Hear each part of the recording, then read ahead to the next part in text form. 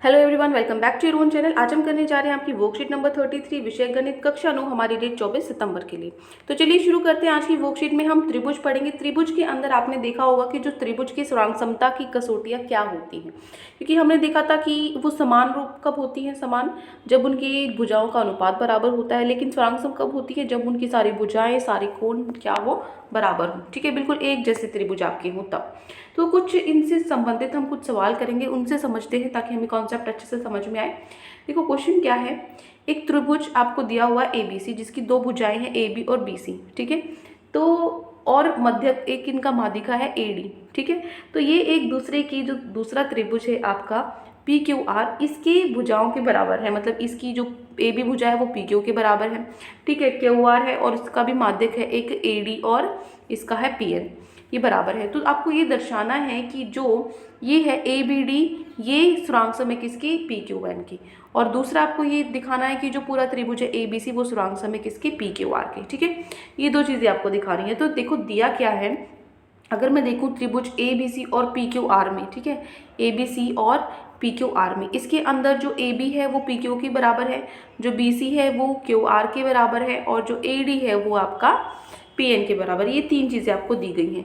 तो सिद्ध क्या करना है आपको, पहला ये सिद्ध करना है कि जो ABD है वो PQN के सुरांग सम है। तो कैसे तीन चीज़ें हमें दिखानी होती है, कोई भी कोण या फिर कोई भी भुजा बराबर दिखानी होती है, तीन। ठीक है, जिससे वो सुरांग सम सिद्ध हो जाते हैं। तो मैं क्या करूँगी, जो हमारे पास ये त्रिभुज है ABD और PQN, इसके अंदर हमें पता है जो AB है वो PQ के बराबर है, क्योंकि ये दिया हुआ है पहले से। ठीक है, और जो AD है वो PN के बराबर, ये भी हमें दिया हुआ है, माध्यिका दोनों के बराबर है। यहाँ पे देखो BD है वो QN के बराबर है। क्यों?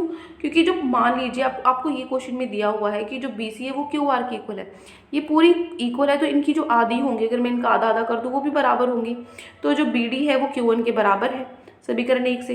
तो तीन चीजें हो गई यहाँ पे, तीनों भुजाएं हैं, तो SSS नियम से क्या होगा, ये दोनों त्रिभुज क्या होंगे, सुरांग सम होंगे। ठीक है, ये दोनों नियम सुरांग सम होंगे, तो इसका मतलब इसके सारे कोण वगैरह आपस में सारे वो भी बराबर होंगे। तो इसका मतलब जो ये कोण है ABD वो किसके बराबर होगा, PQ कोण के बराबर होगा, किससे, CPCT से। ठीक है, इतना हो गया। ये मैंने क्यों किया, ये तो पूछा ही नहीं था, सिर्फ सुरांग सम सिद्ध करना था। ये मैंने इसलिए लिया है क्योंकि मुझे जो आगे सिद्ध करना है दूसरा त्रिभुज, मैं उसकी मदद उसमें ले सकती हूँ। ठीक है, चलो अब यहाँ पे आपको दिया हुआ है बाकी जो त्रिभुज हैं ABC और PQR। ABC और PQR में जो AB है वो PQ के इक्वल है। ठीक है, और जो BC है वो QR के इक्वल है, ये तो दिया ही हुआ है। तीसरी चीज़ यहाँ से ले लो, जो भी हमने CPCT से लिया था, बस एक कोण ये हो गया। तो SAS नियम से क्या हो गया, ये दोनों त्रिभुज सुरांग सम होंगे, यही हमें दर्शाना था। ठीक है, ये सिंपल सा क्वेश्चन था, छोटा सा हो गया। चलो आगे देखो। दूसरा आपका उदाहरण है। दूसरे उदाहरण में ये क्या कहता है, B और CF एक त्रिभुज ABC को दो बराबर शीर्षलंब है। ये आपकी शीर्षलंब है, दो बराबर है, दोनों इक्वल है त्रिभुज के अंदर। और RHS सुरांग समता नियम का प्रयोग करके आपको सिद्ध करना है। RHS क्योंकि 90 डिग्री के बनाते हैं, जो शीर्षलंब होते हैं आपके 90 डिग्री का कोण बनाते हैं ये। तो ये इस RHS के सुरांग समता नियम से आपको ये सिद्ध करके दिखाना है कि जो ABC है वो क्या, एक समद्विबाहु त्रिभुज है।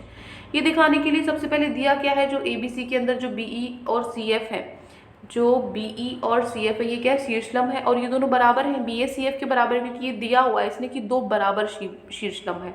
तो जो BE है वो CF के बराबर है। ठीक है, अब आपको सिद्ध क्या करना है कि जो ABC एक समद्विबाहु त्रिभुज है। ठीक है ना, ABC अगर एक समद्विबाहु त्रिभुज है तो त्रिभुज BCF और CBE, ठीक है, और CBE, ये इन दोनों त्रिभुज के अंदर जो BC है आपका, BC है ये तो उभयनिष्ठ दोनों के अंदर है ना, इसके भी अंदर और इसके भी अंदर, ये तो उभयनिष्ठ कॉमन है।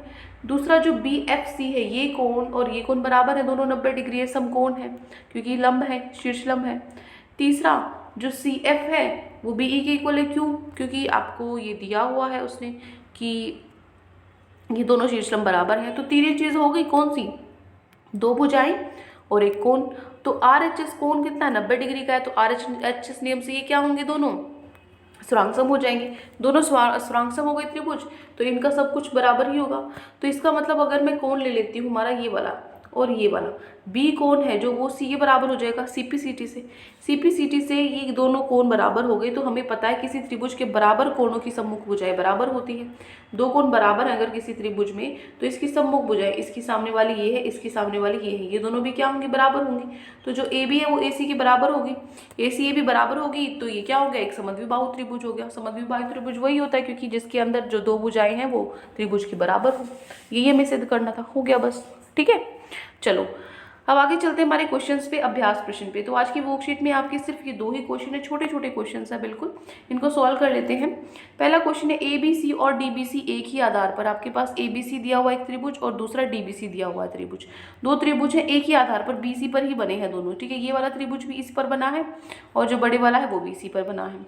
तो इस प्रकार की जो ए और डी भुजा बी सी की ओर स्थित है, ठीक है। जो एडी है उसको अगर हम बढ़ा देते हैं तो वो बीसी को पी पॉइंट पर प्रतिच्छेद करती है, काटती है। तो आपको दर्शाना है कि जो त्रिभुज ए बी डी है वो किसके बराबर है, ए सी डी के। ये दोनों आपको बराबर दिखाने हैं, ठीक है ना, सुरांग सम दिखाने हैं, बराबर नहीं सॉरी, ये और ये आपको क्या दिखाना है, सुरांग सम दिखाना है। कैसे दिखाएंगे, देखो बहुत ही ईजी है बिल्कुल।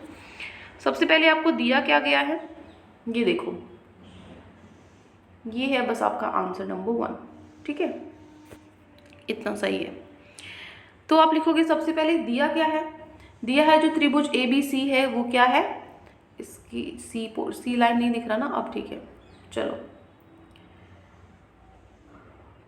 तो यहाँ से अगर मैं देखूं ए बी सी के अंदर ये समद्विबाहु त्रिभुज है, समद्विबाहु त्रिभुज है तो ए बी ए सी के बराबर होगी दो भुजाएं, ठीक है। इसी तरीके से डी बी सी में अगर मैं देखूं ये भी समद्विबाहु त्रिभुज है तो डी बी डी सी के बराबर है। ये तो आपको दिया हुआ है। अब सिद्ध क्या करना है, सिद्ध क्या करना है आपको, जो ए बी डी है वो क्या है, सुरांग सम है किसके, ए सी डी के, ठीक है। ये सिद्ध करना है। इसके लिए कोई भी 3 चीज़ें हमें बराबर दिखानी पड़ेगी। तो मैं अगर लेती हूँ ए बी डी और ए सी डी दो त्रिभुज, इसके अंदर जो ए बी है वो ए सी के बराबर है, ये दिया हुआ है, और जो डी बी है वो डी सी के बराबर है, ये भी आपको दिया हुआ है, क्योंकि समद्विबाहु त्रिभुज थे ना। 2 चीज़ तो हो गई। उसके बाद ए डी है, जो ए डी दोनों में कॉमन है, उभयनिष्ठ है, इसके अंदर भी और इसके अंदर भी 3 चीज़ें हो गई, तीनों भुजा हो गई। तो एस एस एस नियम द्वारा क्या हो गई, ये दोनों त्रिभुज क्या होंगे, सुरांग सम होंगे। यही हमें दर्शाना था, ठीक है। बिल्कुल एक लाइन के क्वेश्चन है, ठीक है। ये हो गया आपका प्रश्न नंबर 1। आगे चलते हैं प्रश्न नंबर 2 पे। दूसरा प्रश्न क्या कहता है आपको कि ए डी एक समद्विबाहु त्रिभुज ए बी सी का एक शीर्ष लंब है, ठीक है, जिसमें ए बी ए सी के बराबर है। तो आपको दर्शाना है ए डी रेखाखंड बी सी को समद्विभाजित करती है। देखो कैसे होगा, आंसर नंबर 2 का सॉल्यूशन देखते हैं। ये है आपका आंसर नंबर 2। देखो दिया क्या है, जो ए बी सी है वो समद्विबाहु त्रिभुज है, तो इसका मतलब जो आपकी दो भुजाएं हैं ए बी वो ए सी के बराबर होगी। और सिद्ध क्या करना है, जो ए डी है वो बी सी को समद्विभाजित करता है, दो बराबर हिस्सों में बांट देता है, मतलब जो बी डी है वो डी सी के बराबर आना चाहिए। तो उत्पत्ति क्या होगी, अगर मैं आपके त्रिभुज लेती हूँ ए डी बी और ए डी सी, इन दोनों त्रिभुज में मुझे कोई 3 चीज़ें बराबर दिखानी होंगी। ए बी ए सी के बराबर होगा, दिया हुआ है ये क्योंकि समद्विबाहु त्रिभुज है। दूसरा ए डी इसमें और इसमें दोनों में, जो ए डी है ये उभयनिष्ठ है, कॉमन है, दोनों में है, उभयनिष्ठ हो गया। तीसरा ये शीर्ष लंब है तो ये 90 डिग्री का कोण बनाएगा, इधर भी और इस तरफ भी।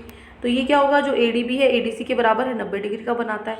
एक कोण 90 डिग्री का है तो आर एच एस नियम द्वारा ये क्या होंगे, दोनों त्रिभुज क्या हो जाएंगे, आपकी सुरांग सम हो जाएंगे। और दोनों एक बार ये सुरांग सम हो गए तो इसका मतलब जो बी डी है वो डी सी के इक्वल होगा, क्योंकि सी पी सी टी से फिर इनका सब कुछ इक्वल होगा।